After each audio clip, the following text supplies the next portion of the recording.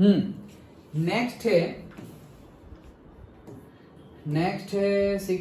6 example number 6। Okay, सो 6th example में क्या बोल रहे हैं, देखो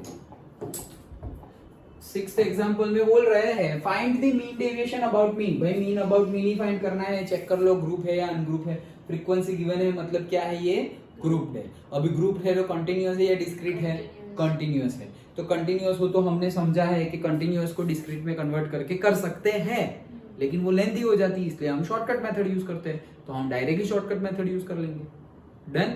ओके, तो शॉर्टकट मेथड मीन के लिए शॉर्टकट क्या है, वही assume mean standard deviation method. तो पहले जो हमें एज्यूम मीन फाइंड करेंगे, फिर हम क्या फाइंड करेंगे, से xi माइनस एज्यूम मीन, तो डिवाइडेड बाय h, तो वो d मिल जाएगा हमें।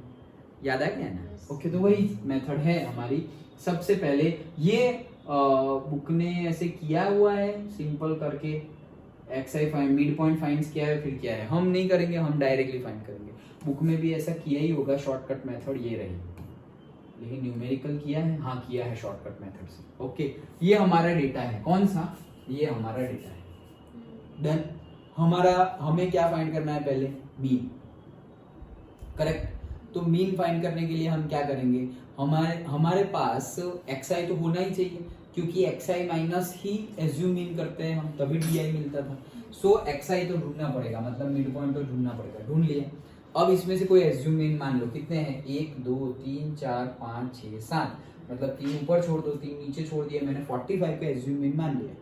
देन तो 45 का एज्यूम मीन माना, अभी xi और एज्यूम मीन तो यही है ना xi, तो 15 माइनस 45 तो कितना आया, -30, नहीं हाँ -30, और डिवाइडेड बाय h है ना 10, तो -30 डिवाइडेड बाय 10 -3, फिर 25 माइनस 45 -20, तो बाय 10 तो -2, फिर -10 डिवाइडेड बाय 10 तो -1, 45 माइनस 45 0 बाय 10 0।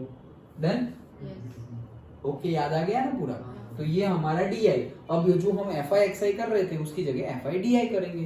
तो fi di कर लिया, देखो fi xi बहुत लंबा होता था, ये देखो क्या वैल्यू आई है fi di की, -6 -6808666, और यहाँ पे fi xi किया था, बुक ने करके दिया है क्योंकि हमें समझ में आया। ये देखो 30 75 286 30, ये कितनी बड़ी बड़ी वैल्यू है, वो ना करना पड़े इसलिए शॉर्टकट मेथड है। डन।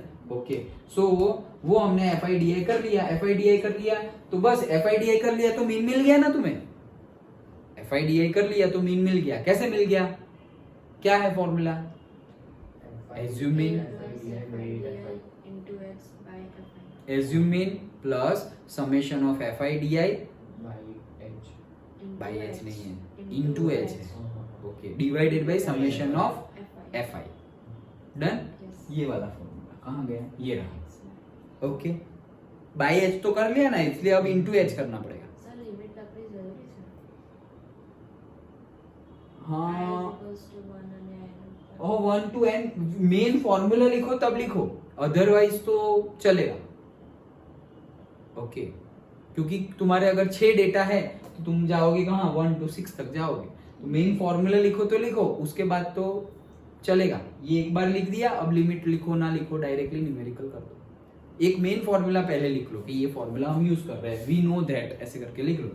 देन हमें अगर xi मिल गया, तो अब तो 11th में जो अभी हम पढ़े वो xi minus x bar mod में इनटू fi, तो उस हिसाब से हमें मीन डेविएशन अबाउट मीन मिल गया। वो कितना आया, 10। Done. This step deviation method is applied to compute x bar. Shortcut method क्यों बोल रहे हैं, क्योंकि मीन फाइंड करने की प्रोसेस का टाइम कम हो गया है। बाकी 11th का जो है वो तो rest of the procedure is the same. Done है, पक्का? ओके, और अगेन लास्ट में आता है हमारा CF, तो वो भी देख लेते हैं।